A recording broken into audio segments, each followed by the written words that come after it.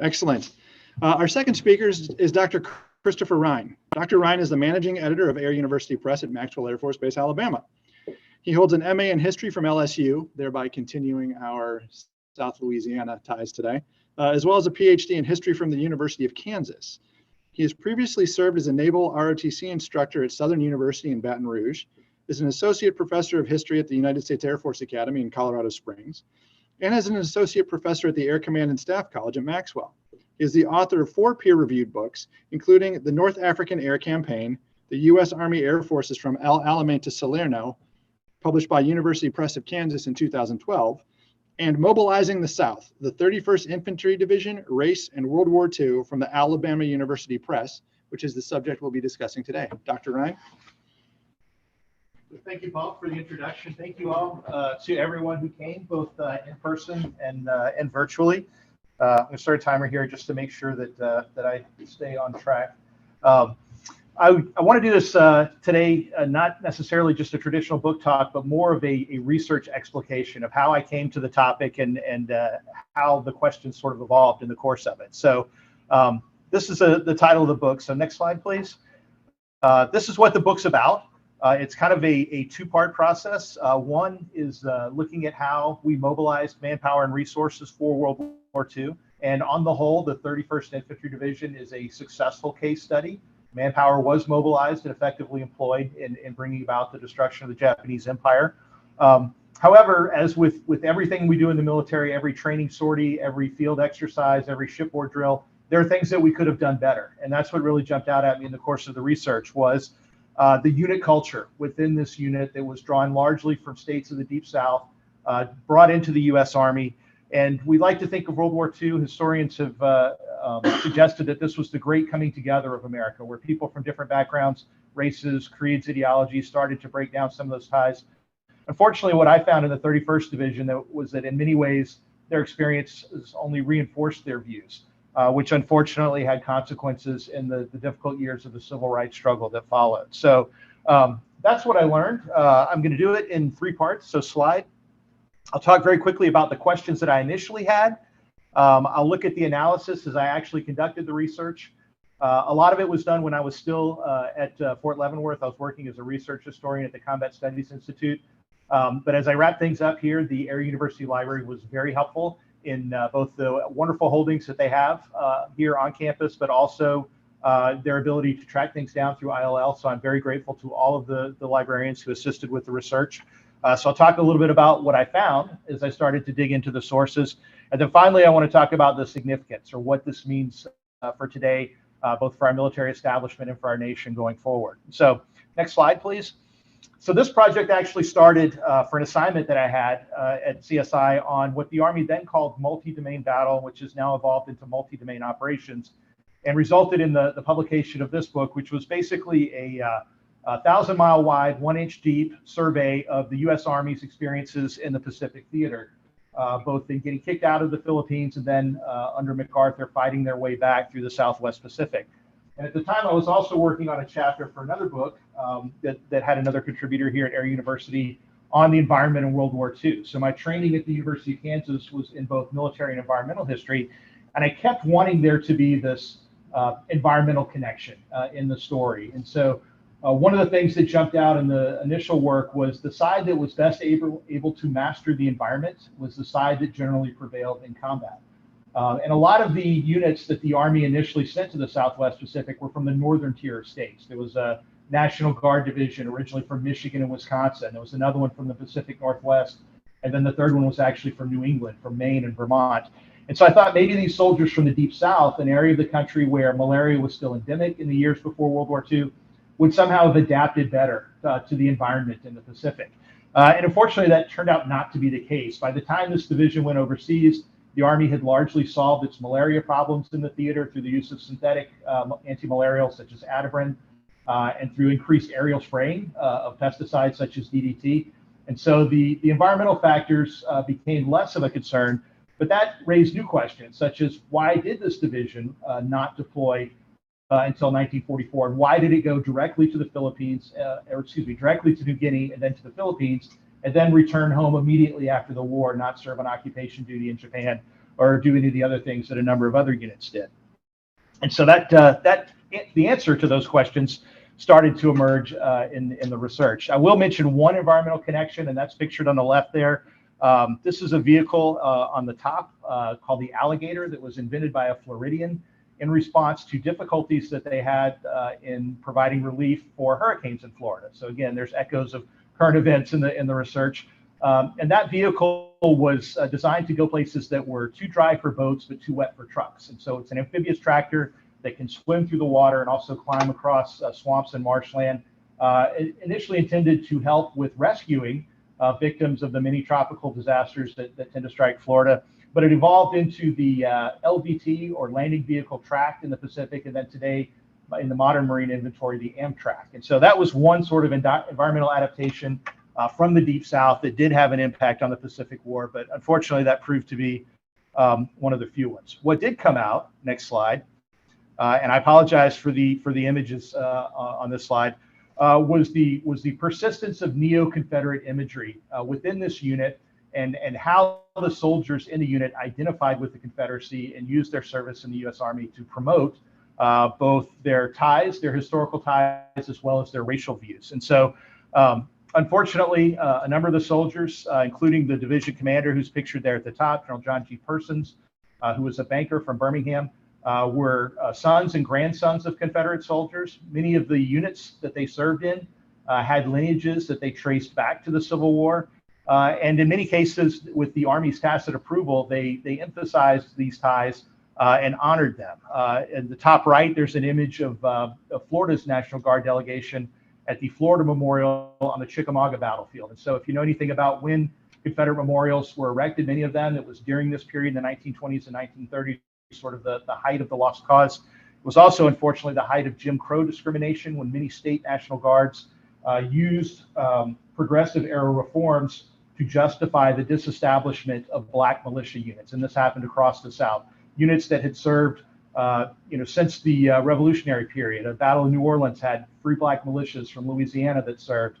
Unfortunately, were disestablished in the late 1800s and early 1900s. And so really this is, as C. Van Woodward argued, the depths of Jim Crow's strange career when National Guard, especially militia formations, were strictly segregated. This continued into the post-war era. The individual pictured at the bottom right there is Alexander Gallatin Paxton, who's originally from Greenville, Mississippi, became the division's commander during the period around the Korean War. He actually changed the unit's insignia to a Confederate flag. He carried the Confederate flag by the unit's color guard. The band was dressed in gray uniforms with kepis, played Dixie as the division's official march. And so the research is what kept jumping out. When I would read memoirs from soldiers who served in the unit, especially, so General Persons left a wonderful biography at the Birmingham Public Library, which I think was intended only for his family, in which he's very frank about the people that he served with and his thoughts and views on a number of different things. And so that was a great resource to have. But these sorts of things kept jumping out as I did the research. The idea that racial views were not evolving, especially as they went to New Guinea and experienced peoples from different backgrounds and different cultures, and the way they described them and the way they treated them, unfortunately, despite the assistance that they were providing to the war effort.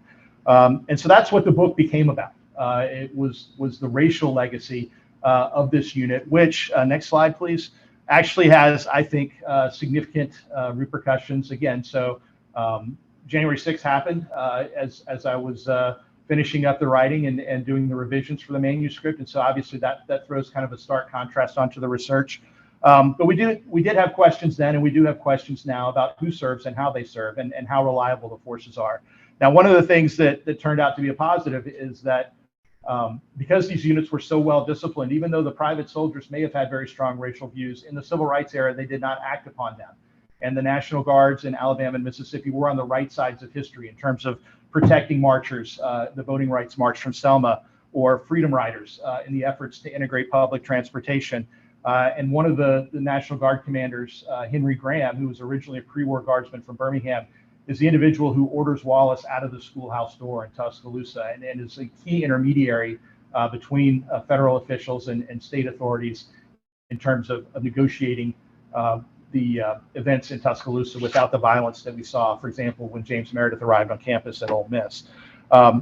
So fortunately, we had some concerns, or unfortunately, we had some concerns about the reliability of units around January 6th. But fortunately, we have seen that units are not infiltrated by disloyal elements, and that well-disciplined units will in fact perform their duty, even if you have individuals within them who disagree with what they're being asked to do. And so that, I think, is kind of the so what from the research, that unfortunately we do have a long history of celebrating things like the former Confederacy, even in official Army organizations. It's only been this month that the Secretary of Defense has approved the renaming of federal military installations named for Confederate generals. So, for example, Fort Benning in Columbus, Georgia, just down the road a bit from Auburn, is now going to be Fort Moore, named after Hal Moore and his wife Julia. And Fort Rucker near Dothan will have a new name as well, named after one of the warrant officers who served in the Vietnam conflict. And so we are finally, after 150 years, removing many of the vestiges of this pro-Confederate imagery and lineage and history from our units. The tab at the top right there is something that the Alabama National Guard, or soldiers of the 167th Infantry Regiment, wore in their deployments in Iraq, linking them to the 4th Alabama, which was the lineal ancestor of their unit, which fought in the Civil War. When I began this research, the armory in my hometown in Pelham still had a 4th Alabama tab on the sign in front of the armory. I was very pleased by the time the book was published that sign is no longer there, and that the state adjutant general has worked very hard to remove a lot of these pins to the past from the state's National Guard. So next slide. So the conclusions that I came to very broadly: 31st Division mobilized ideas along with manpower and complicates our understanding. I'm not saying that the American victory in World War II was not worthwhile. It was. We defeated race-based imperialism abroad. But unfortunately, many of the ideals that we advanced while doing so, we were unable to practice on our own and in our own institutions. Fortunately, increased federal control that comes out of this period, the interwar period in World War II, ensures that the National Guard is now subject to federal and not state control, as we had seen 100 years earlier, and responsive to the president's will and not that of segregationist governors, for example, George Wallace and Ross Barnett. And so it winds up on the right side of history in the civil rights movement. And as I mentioned earlier, citizen soldiers have historically performed their required duty, even when their personal views conflicted with that of their leadership. And so I think that's pretty much the end of my time. So I will wrap up there. Next slide. This is the book, which is in the library here. I'm not trying to sell books today. Just check out the library copy and read it if you're interested. But I look forward to your questions, and I'm happy to answer those as well. So thanks.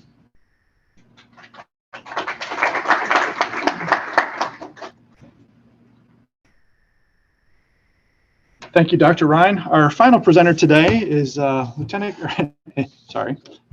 Jason Trew. Colonel Jason "TOGA" Trew grew up in the New Orleans area, watching airliners fly out of Louis Armstrong International Airport. Enthralled by the F-15C Eagles from the local Air National Guard unit and the dream of flying them himself, he joined the Civil Air Patrol at the ripe age of 11 years old. He was promptly issued an aerospace education book, which contained the story of Icarus and Daedalus on the opening page. He later earned a scholarship named after the same mythological father that provided flying lessons and an excuse to sometimes skip school. Colonel Trew was accepted into the Air Force Academy and survived to graduate in 1999. His military career includes time in both the T-6 and F-15C Eagle and leadership positions around the Air University Academic Circle at Air Command and Staff College, Squadron Officer College, and most recently in his current posting as the Commandant of the School of Advanced Air and Space Studies. He earned a PhD in history from Auburn University with a focus on the history of technology. Colonel Trew currently lives in Pike Road, Alabama with his wife and 3 sons. He is often seen by my parents jogging in front of their house or riding a bike.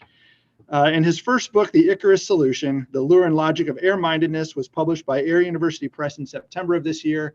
It is so new that only digital copies exist, but I am assured that the physical ones are due from the printer any day now. Ladies and gentlemen, Colonel Trew.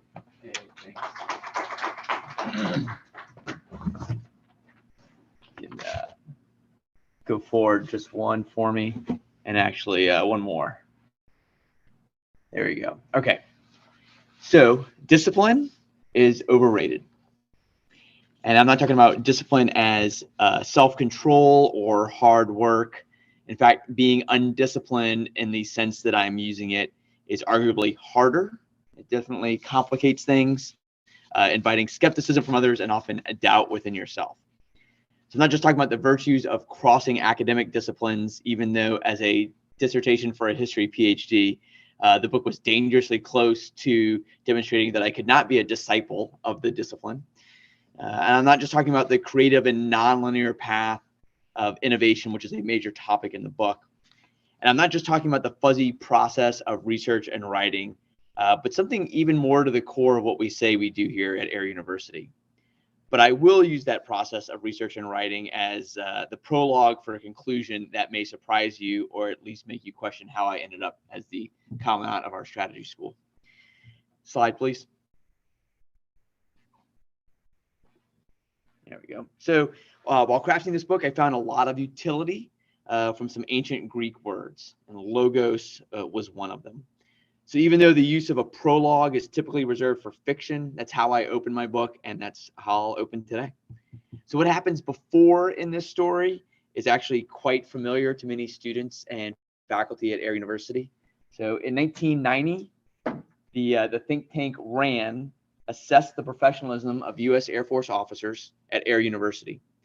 The study's author, Carl Bilder, concluded that our students lacked allegiance to air power theory and instead were enamored with the excitement of flight. And he labeled this institutional crisis and titled his book, The Icarus Syndrome. Go ahead and click, there we go.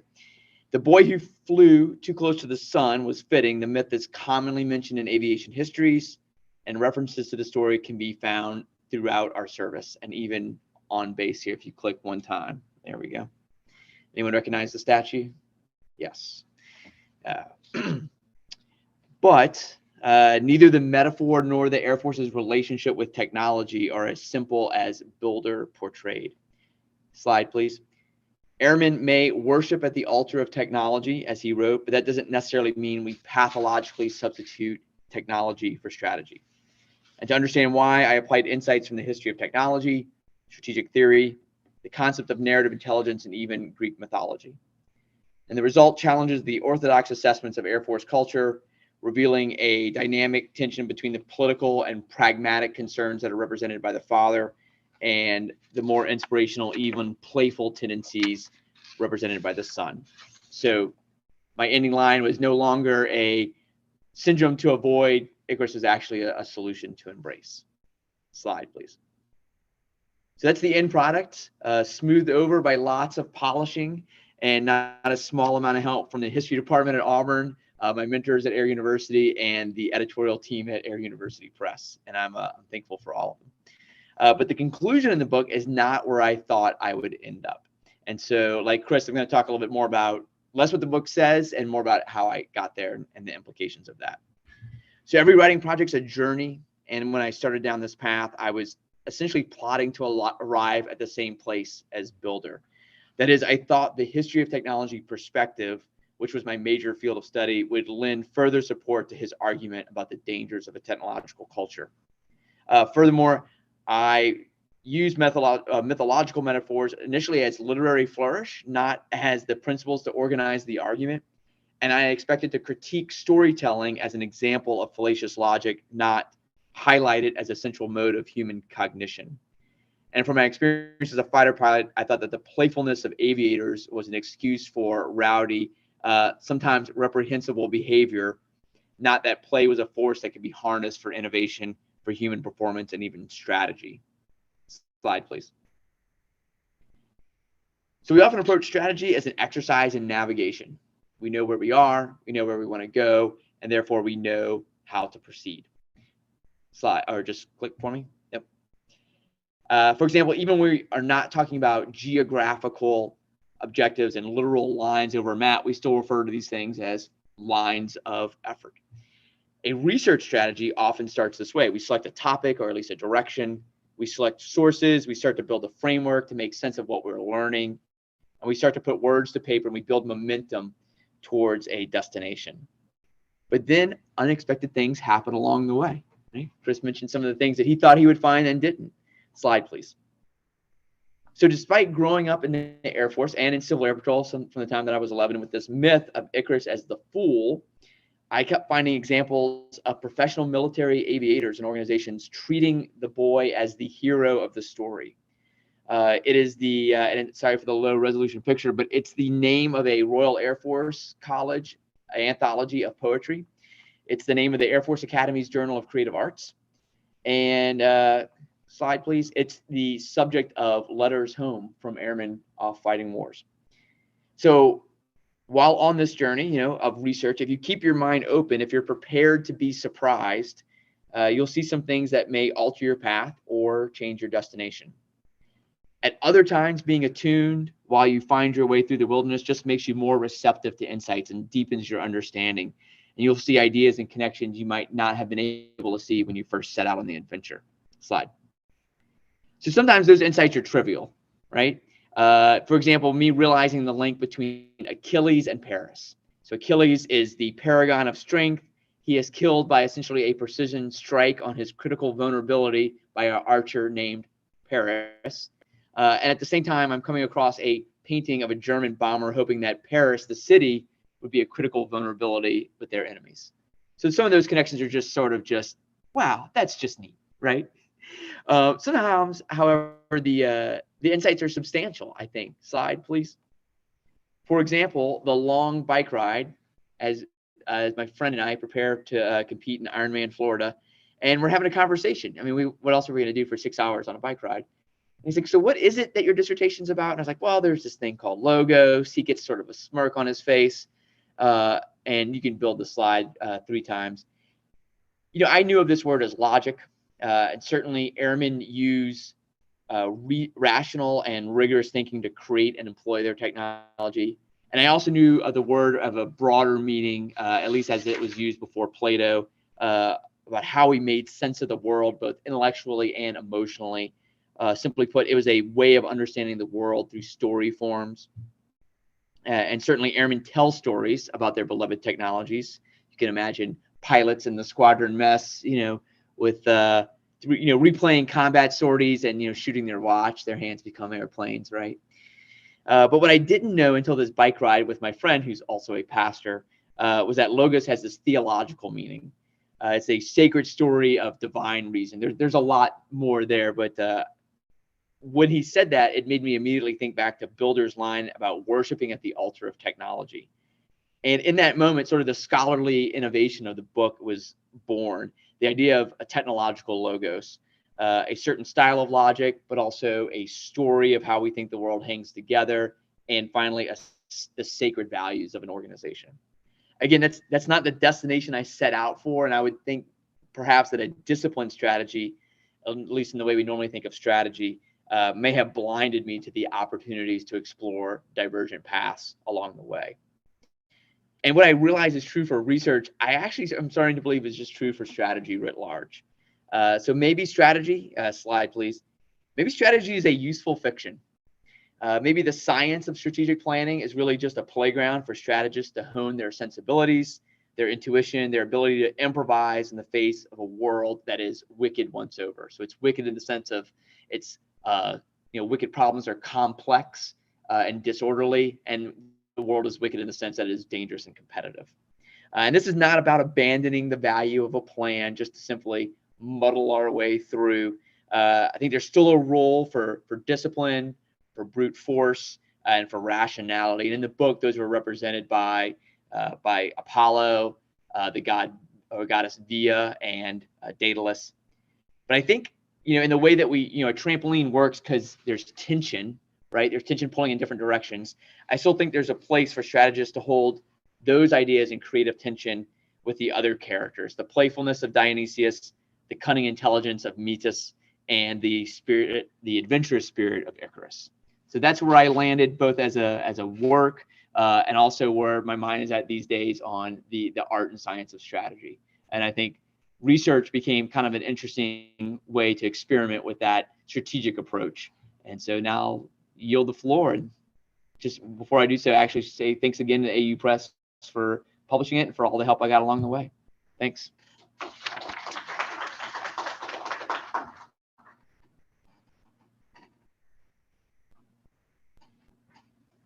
kind of nice when we can actually put the author and the editor, Ms. Catherine Parker, in the same room together. So on the press side, that's kind of a fun thing to see. Before we go to Zoom questions, do we have any questions from the local brick and mortar in-person audience? Because it's For Dr. Sankey. The premise of your book and material, do you see that, or is that being used currently like the development for a board school? Kind of a spin-off for that? Is that coming in the future? Oh, well, the future is now. So I started by doing preliminary research and then teaching dirty money at ACSC. And it's proved to be very popular. I'm doing an iteration of it right now. And that really helped to focus and discipline and organize. There's nothing that's a better road test than majors who ask hard questions. And so that really helped bring this into form over the last couple of years. And I anticipate teaching it as we go forward because although there's nothing new under a sort of shady sun, there are always creative and innovative ways that folks are going to do shady things. So every class is a new and terrifying surprise.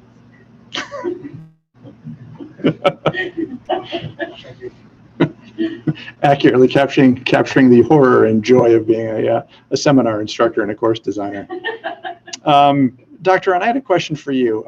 Your conclusions, you mentioned that there is this new generation that emerges out of World War II for the 31st, and then we see them being on the right side of history, as you put it, when it comes to the guard units.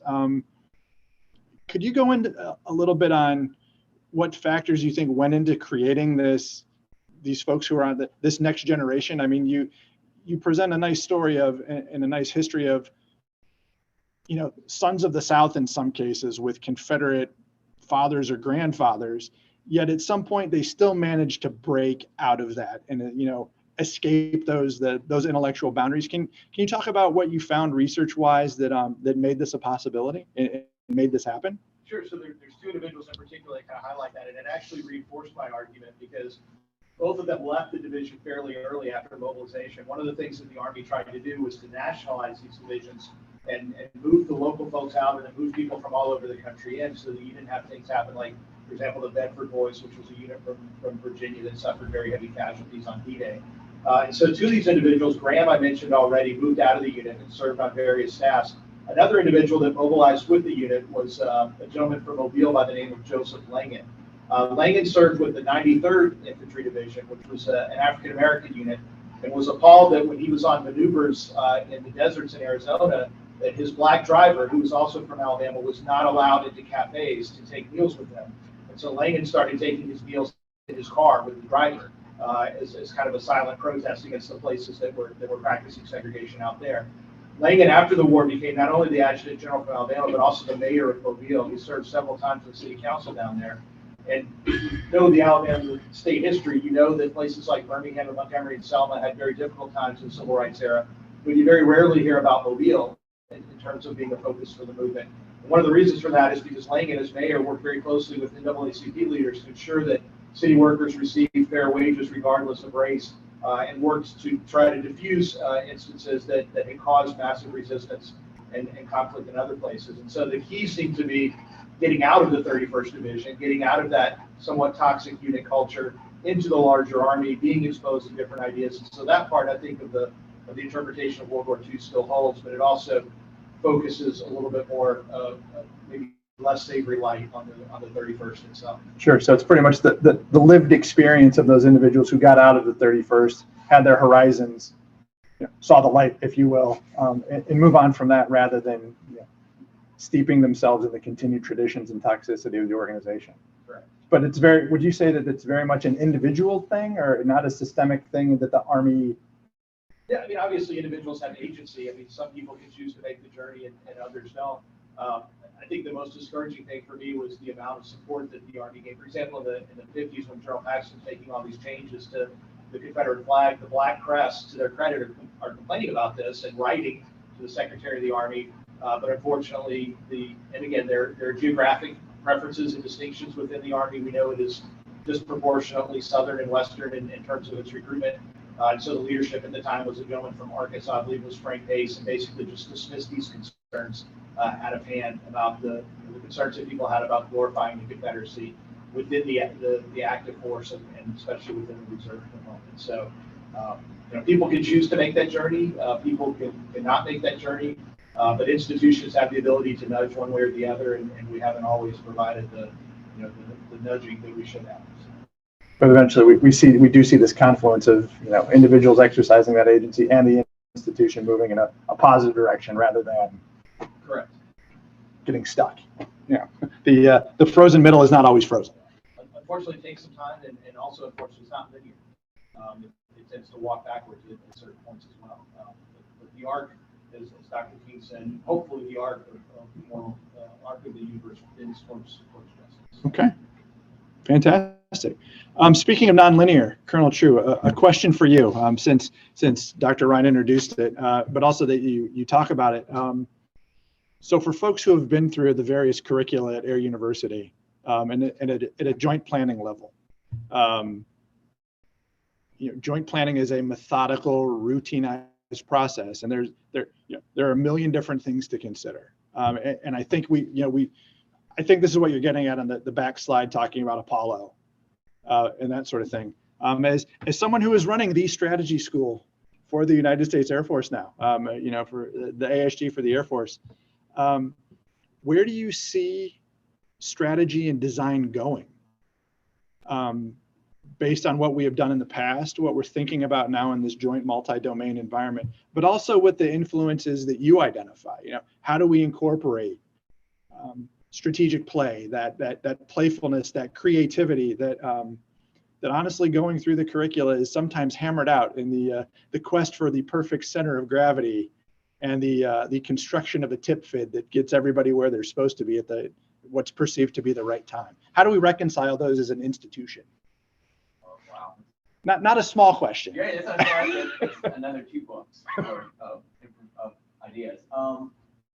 So I had the awesome opportunity to go out to the KOC and be the battle director most recently, and it really hit home in dealing with, amongst the things that I did, the one that we can talk about openly is like dealing with the Russians that all took place over the classified line. And I felt like this isn't strategy formally, but definitely we were thinking strategically about how to interact with them in the moment. So I think you think strategically about things other than formal strategy, right? And I actually think when we do formal strategy, that is almost a crutch in a way. It's a process. It's a linear process. It's a way to methodically get people to immerse themselves in the context and in the team itself. And actually, so on day one with the students, and not that I am the lone voice at SAS, everyone has their own perspectives. The faculty, very highly qualified faculty, have their perspectives. This is just my own. But I say on the slide, like, there's strategy, and then I write a lesser than sign, and I write strategists. Right? Like, I am more concerned with the conditioning of the strategist than the actual strategy. And even in the context of a very rigorous educational program, because SAS is a book a day for 337 days, essentially. That to me is almost just the weight on the bar that we didn't teach them to lift. And then what we really are teaching them is this strategic skill of how to learn. And we do it with the family business, right? We do it with military strategy, international relations, all these things, air power, space power, whatnot. But what I hope is the value proposition of SAS is that they part and they realize that they know how to learn. They learn how to learn anything. You don't know what's coming, right? Like we want them to be in this sort of ready stance where they're prepared to be surprised, where they have a plan, but they're ready to let it just, fall off. They hold it tightly with an open hand. It's like, this is the plan. As soon as they realize this doesn't match the context, they disregard it and they come up with something else. So I hope that we move in a direction in which we see like the strategist as like an issue of performance under pressure, and that the stuff that we teach is a tool to get there, but it's a tool you just set on the side when it doesn't really apply anymore. So rather than the stated construction of an O plan, and this is the way it shall be because this is the way Plan X has been for 50 years. That's great, but when reality does not meet that, let's Right. Absolutely. put that to the side. Right, but it's formative to build that. And we saw, I mean, this is Eisenhower's quote, right? Plans are useless, but planning is indispensable. It's the gym that he goes to, and the reps and sets that they get to hone that muscle of engaging with the context and with each other.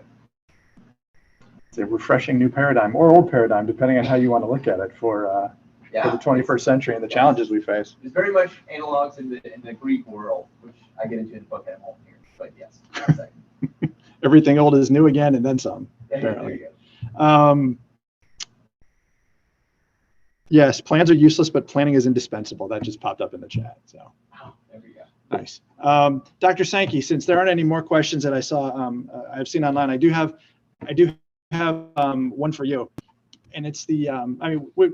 We had talked about this as colleagues. When you were working on the book and you're going through the edits and things, but from a methodology standpoint, you mentioned that working with the Carbonari, that sort of thing. At some point, how do you research this stuff? How do you get people to talk to you? I mean, it's, walking into a bar and saying, hello, let's talk about fundraising for the troubles back home in Boston does not seem to be a viable strategy to keep one's, physical safety intact. So could you talk a little bit about some of the challenges of actually doing the research, the discovery, and getting this information and putting it out in public?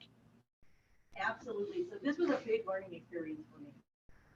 I was used to dealing with 300-year-old dead people. Their families don't bug you. Their letters are all there. And certainly, Jacobites will do stuff like write a letter in urine and as a secret message, and then at the bottom say, like, when you're done reading this, for God's sake, burn it. And I'm thinking, this is why you lost, because I'm reading it now. But dealing with living people who have relatives and who, if they talk to you, are literally confessing to crimes, meant that I had to learn some entirely new disciplinary sort of methodology. Because this is what sociologists and anthropologists do. I have a very new appreciation for why IRBs are set up the way they are, so that you are not inadvertently collecting evidence for various things. So a lot of this I had to recognize was skewed towards the prosecutors or the Truth and Reconciliation Commissions, and there's a bias to what people report. I've never had any problem having cops or DEA guys or border control agents tell me the craziest stuff they've ever encountered. You have to stop them. As soon as they know you're researching it, it's like, hey, I don't need to tell you about this head that I found in the box. And so a lot of what I was doing was figuring out how I could use that as evidence. A lot of non-attribution. I would get these stories, and then I would go find other studies that would back me up, that I was not the only person hearing this, there was a pattern to it. And if I can take just a minute, I want to tell you the best story, and that is that the military loves the Internet of Things. They want to use it for intelligence, they think it's interesting, but it can also inadvertently be a huge problem. And off the record, a 3-letter agency guy told me that they were set up in an office park, completely anonymous server farm, and that the thing that kept up morale was they bought a hot dog vending machine, and everybody loved this thing. And it had been vetted, it was serviced by a contractor who had a clearance, it was all cool, except they did know that the hot dog machine, when it ran out of condiments, would automatically send out a request to Cisco telling its location and who owned it. And so the 3-letter guys were horrified when the Cisco truck rolls up and the guy gets out and it's like, hey, is this the 3-letter agency server farm? I'm here with your ketchup. And so that turned out to be innocuous. I think they probably had to relocate. But mod a hot dog in the hands of anybody else is going to be a problem. And so with that story, I pulled on some threads and got the orders that say, don't wear your Fitbit as you run the perimeter of a pod. And so working back and forth between that kind of stuff, you can take people's extremely unreliable narratives and turn it into something that's hopefully useful. I just like to say about a hot dog. Who among us does not? Nice. Friends, that's about all the time we have today. So I'd like to thank our panelists all for joining us for today's research roundtable. I encourage you to go to the University Press websites or Naval Institute Press, University of Alabama Press, Air University Press. Take a look at the books that our authors today have discussed so you can get a better feel for their work. Take a look at Amazon. If you're looking for fun reading, check out some of Dr. Sankey's critiques that people have made about her book on Amazon and other places, because there's, shall we say that some hornets' nests have been poked. So that's always good reading. But I'd like to thank also Air University for providing the opportunity to do this today, to highlight the scholarship that goes on around the university, the types of presentations and books that our faculty and staff are working on. Other than the Auburn and Louisiana ties today, there's maybe not a lot linking the three panelists today content-wise, but that I think highlights and showcases the diversity of research, the diversity of approaches, the diversity of thought that we are trying to generate at Air University that continues to make this a viable institution from a research perspective, but also in dealing with students. As Colonel Trew mentioned, we're building the toolkits for the next generation of strategists, for the next generation of airmen, for the future generals and leaders who are going to take us into facing 21st century problems. And this diversity of thought is essential to the challenges that we face. Otherwise, as my wife used to tell me, if you keep doing what you're doing, you'll keep getting what you're getting. So I'm fortunate to say that my laundry is now, the color it was supposed to be when it started, because I managed to change those results. But that is some of the great stuff that we get to do here. Not laundry, but actually writing, thinking, teaching, and discussing. So with that, thanks for your attendance today, and we'll be having another one of these in the near future. So thank you very much.